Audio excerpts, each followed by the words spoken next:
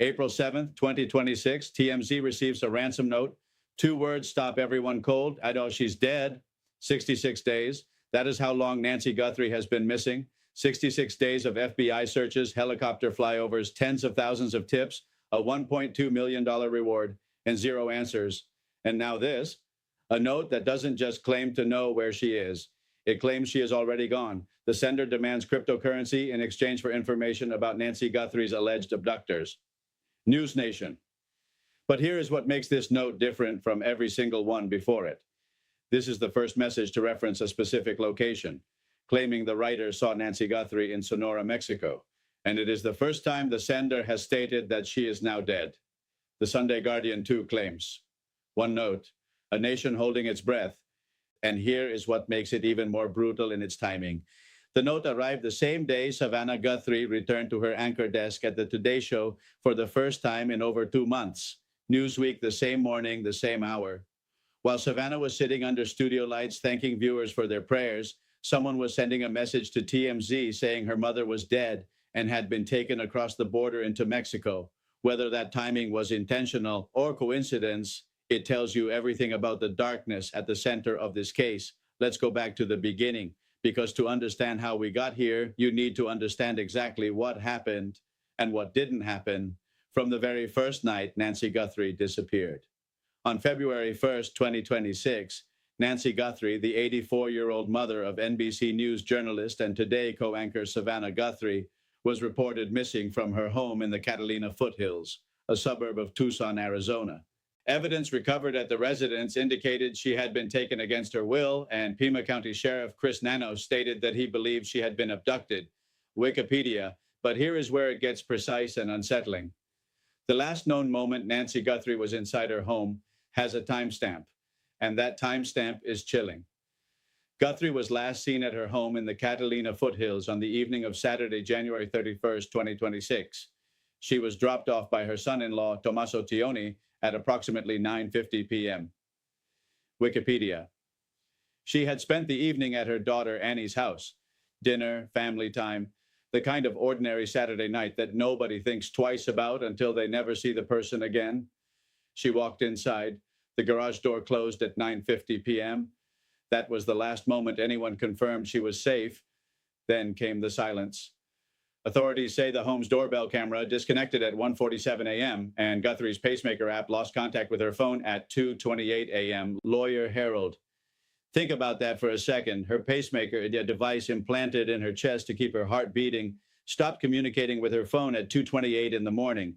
CNN senior law enforcement analyst Andrew McCabe explained that she was likely taken far enough away from her phone that the connection cut off, which could give investigators an indication of the moment she was physically removed from the home. CNN, someone came in the night, someone disconnected the camera, someone walked out of that house with an 84-year-old woman who can barely walk on her own. Guthrie is considered a vulnerable adult.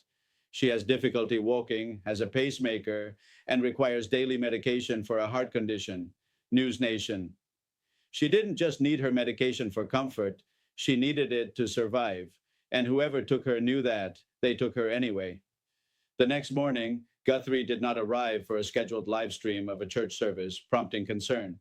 A member of her church contacted the family to report she had not appeared as expected. Relatives went to her home around 11 a.m. to check on her, searched the house and surrounding property, and found no sign of her. Around noon, the family called 911. Wikipedia deputies arrived at 12:15 p.m. What they found was not a woman who had wandered off. Bloodstains found at the scene were confirmed to be Nancy's. Wikipedia. Her phone was still inside. Her medication was still inside.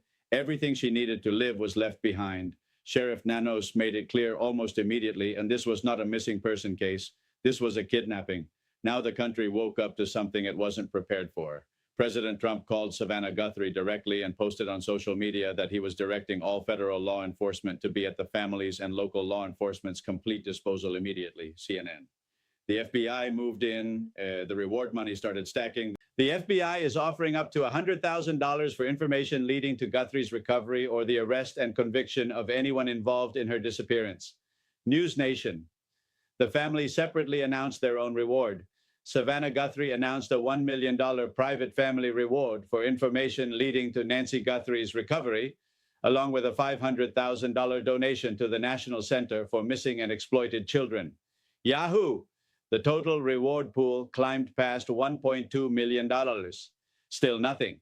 Then came the surveillance footage and the image that would become the face of this entire investigation.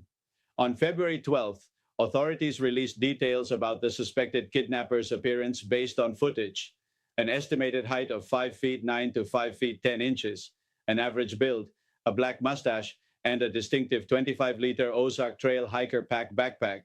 Wikipedia. That backpack detail matters. It is a product line specific to Walmart stores. News Nation investigators were so precise in their description that they could name the exact retailer, and still no arrest. The DNA profile of an unknown male recovered from gloves found about 2 miles from Nancy Guthrie's home did not return a match from a national database maintained by the FBI. CBS News. The profile was submitted to the FBI's national DNA database. Nothing came back. Whoever did this either had no prior criminal record in that system or had been very careful about not leaving a trail before this. Meanwhile, the ransom notes kept coming. Multiple ransom notes of undetermined origin demanded payment in cryptocurrency. With 2 deadlines that had passed by February 9th, Wikipedia passed. The deadlines came and went. No one publicly confirmed whether any payment was made. No proof of life ever came. Family appeals on social media had not yielded any proof of life sought from the person or persons who abducted Nancy Guthrie. Wikipedia. Savannah Guthrie went on camera with her siblings, not as a television anchor, but as a terrified daughter. She looked directly into the lens and spoke to whoever was holding her mother. "We need to know without a doubt that she is alive and that you have her. We want to hear from you, and we are ready to listen. Please reach out to us." The list. Then she turned to her mother. "Mommy, if you are hearing this, you are a strong woman. You are God's precious daughter, Nancy Guthrie. We believe and know that even in this valley, he is with you." The list. Nobody answered. No kidnapper called. No location was revealed. No proof of life came through. Weeks passed. Then came a development that would shake confidence in the entire investigation. The Pima County Sheriff's team assigned to investigate Nancy Guthrie's disappearance was lacking experience in homicide cases and made mistakes early in the investigation, according to an insider in the law enforcement community who spoke to News Nation. News Nation, an experienced team, a massive resource deployment, federal agents, local detectives, helicopters with signal sniffing technology designed to detect pacemaker signals from the air. Investigators deployed a device that could detect signals emitted from Nancy Guthrie's pacemaker, a high-tech tracking tool called a signal sniffer, mounted on a helicopter, which may help detectives pinpoint her location. CBS News. And yet, nothing. 2 months in, and investigators reportedly began reducing their presence in Tucson. The FBI started pulling some personnel. The case did not end, but the intensity shifted. The search that had flooded the Catalina foothills with federal agents quietly began to contract. And Savannah Guthrie, who had stepped away from her anchor role to be present in Arizona with her family, started facing a different kind of impossible. How do you go back to normal? How do you sit in a studio chair and read news to the country when your mother is still out there? Or not? On April 5th, Easter Sunday, Savannah Guthrie spoke as part of a digital church gathering. She began with the joy of the resurrection, leaning on her faith.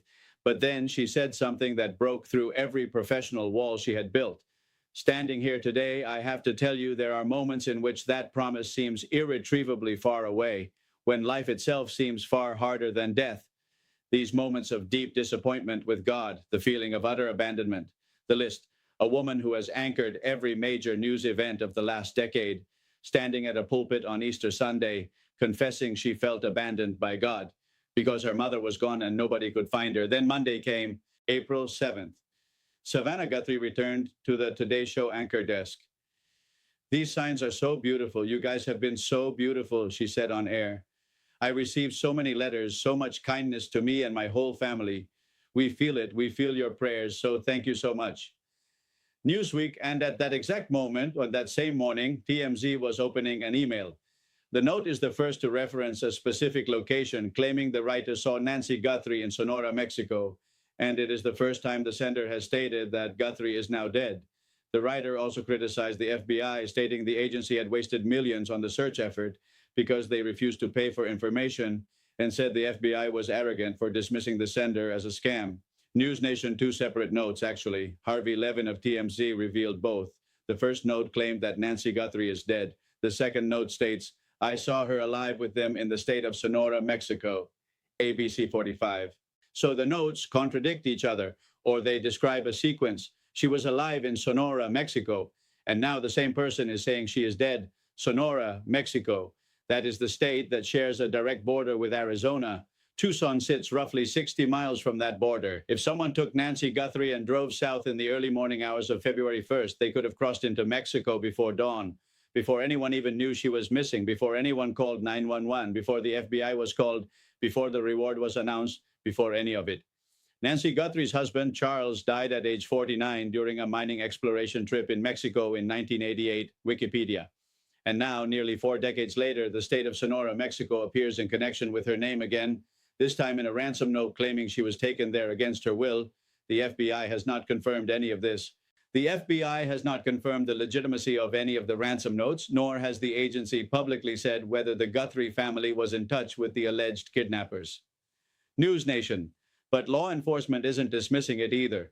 A spokesperson for the Pima County Sheriff's Office said authorities are aware of reports about possible ransom notes tied to the case and that all tips and leads are taken seriously and passed directly to detectives working with the FBI.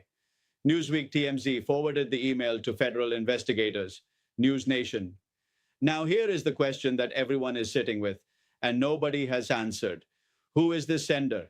Multiple ransom notes have been sent to TMZ throughout the investigation. Some claim to be from the kidnappers who sought a ransom paid in cryptocurrency. Another series of notes came from the same writer as the most recent note, an individual who has said they will provide law enforcement with information on Guthrie's abductors in exchange for the reward money being offered by the FBI to be paid in Bitcoin. News Nation. So there are potentially two different senders, one claiming to be the kidnapper, another claiming to be a witness, someone who says they saw Nancy Guthrie alive with her captors in Mexico and now says she is dead and is demanding the $100,000 FBI reward be paid in Bitcoin before they hand over any details. That is either someone who genuinely knows something and is using a horrific situation to extract money, or it is someone deeply disturbed, feeding off the anguish of a family and a nation, fabricating claims to feel relevant to a story that has gripped the country.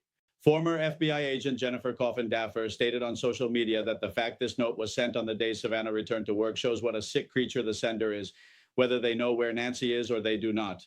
Newsweek, either way, the note changes the temperature of this case because now there are two possible realities and both of them are devastating.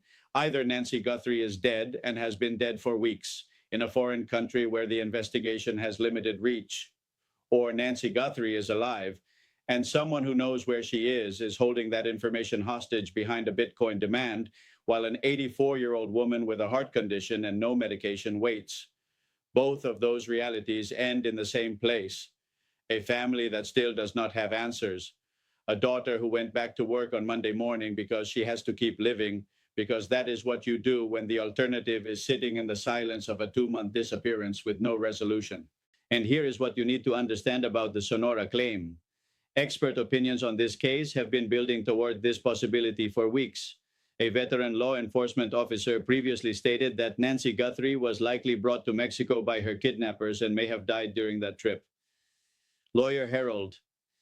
That statement preceded this note. That analysis came from someone with experience in cross-border abductions.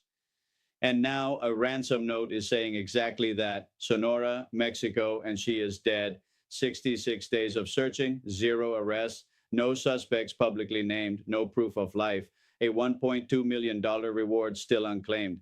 And now this. The FBI is still investigating. The Pima County Sheriff's Department says every tip is being processed. Anyone with information is being directed to call 1-800-CALL-FBI or the Pima County Sheriff's Department. The case is still open. Nancy Guthrie is still officially listed as a missing person. But the weight of this new note says differently than the ones before it. Every previous note demanded something. This one is different. This one gives up a location. This one uses the word dead.